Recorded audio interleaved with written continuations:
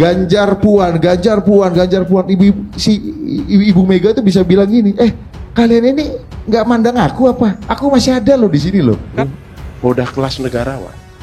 Jangan diimajinasikan lagi, difantasikan lagi, dihayanui lagi untuk turun gunung menjadi presiden. Loh, menurut kalian, menurut teman-teman, menurut adik-adik semua, kader-kaderku tersayang, ibu ini masih pantas nggak jadi calon presiden? Kira-kira jawabannya apa, Bang? Saya rasa itu tidak lagi perlu dijawab karena memang haknya beliau. Ya. Yang mudah bertaburan sesuai dengan hasil survei ilmu.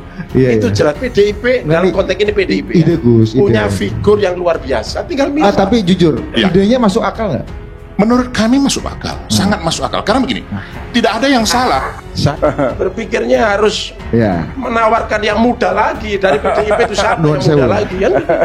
Jangan Bu Mega ditarik-tarik lagi urusan-urusan. Ini Gus Coy sih Pak Anwar Ibrahim, 75 tahun umurnya, baru terpilih jadi Perdana Menteri, udah masuk penjara. Jose Ramos Horta ini tetangga kita ya, 73-74 tahun umurnya. Hun Sen 70, Lee Hsien Loong 70 tahun ya kan. Narendra Modi 72 tahun, Putin 70 tahun, Xi Jinping 68, 2 tahun lagi akan jadi 70 tahun. Memang yang muda nggak ada yang tampil. Di sini tuh yang muda. Kata siapa? Masa Malaysia, Singapura. Nah, ini ada satu lagi nih.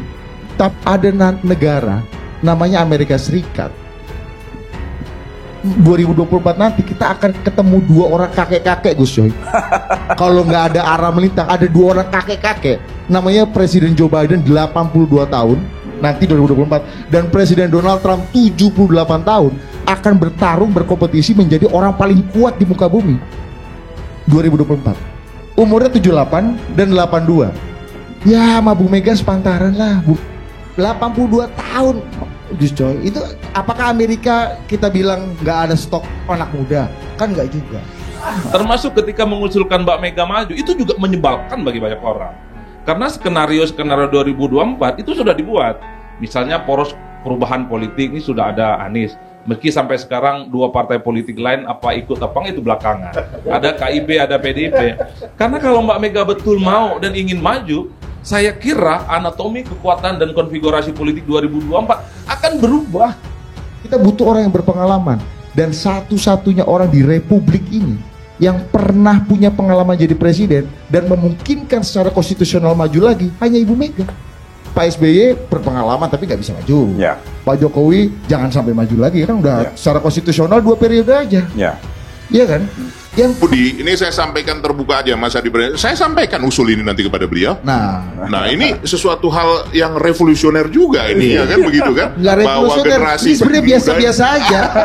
Bu Mega itu bukan orang lain di PDI. Bukan keras apapun misalnya loyalis Mbak Puan, sekeras apapun loyalis Ganjar Pranowo, loyalisnya Mbak Risma, loyalisnya yang lain gitu di internal Bang Eriko dan seterusnya, itu akan berakhir kalau Mbak Mega tampil kepada publik mengumumkan kira-kira siapa kandidat capres yang akan diusung di 2024. Deadlock politik, kenapa saya sebut deadlock politik?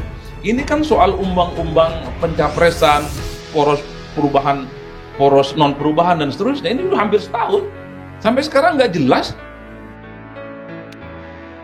PDIP bisa bentuk koalisi gemuk Pilpres 2024 jika koalisi pengusung Anies jadi dibentuk.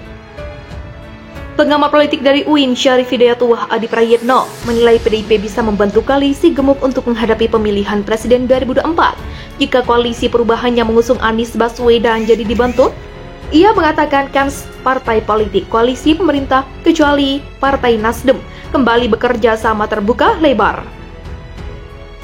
Kalau poros perubahannya digagas Nasdem, PKS, Demokrat terbentuk, maka sangat mungkin partai-partai koalisi pemerintah ini solid bersatu, ujar Adi pada Kompas.com Senin 9 Januari. Karena ada proses perubahan yang harus dilawan bersama, sambungnya. Namun jika koalisi perubahan gagal terbentuk, lanjut Adi, parpol koalisi pemerintah tak akan membentuk koalisi gemuk bersama PDIP.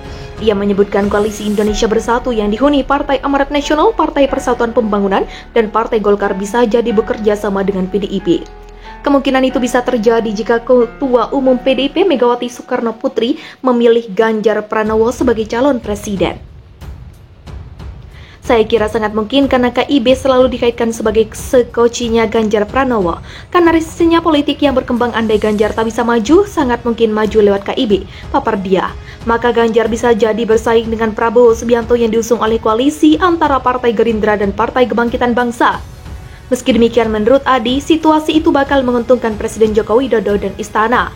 Tapi Prabowo atau Ganjar jika head to head, ini kan semua orangnya Jokowi. Bagi Jokowi tidak persoalan karena tidak terlampau rumit membayangkan bahwa legasi politiknya pasti dilanjutkan untuk 2024 ke depan, pungkasnya. Diketahui Sekretaris Jenderal PDIP Hasto Kristianto menyampaikan bakal ada kejutan yang disampaikan Mega dalam HUT ke-50 PDIP besok Selasa 10 Januari. Meski tak membocorkan apa kejutan tersebut, namun Hasto mengkaitkannya dengan keputusan Mega untuk kembali memilih Jokowi sebagai capres dalam pemilu 2019. Ia mengatakan keputusan itu disampaikan Mega secara tiba-tiba dalam rapat kerja nasional 3 PDIP 23 Februari 2018.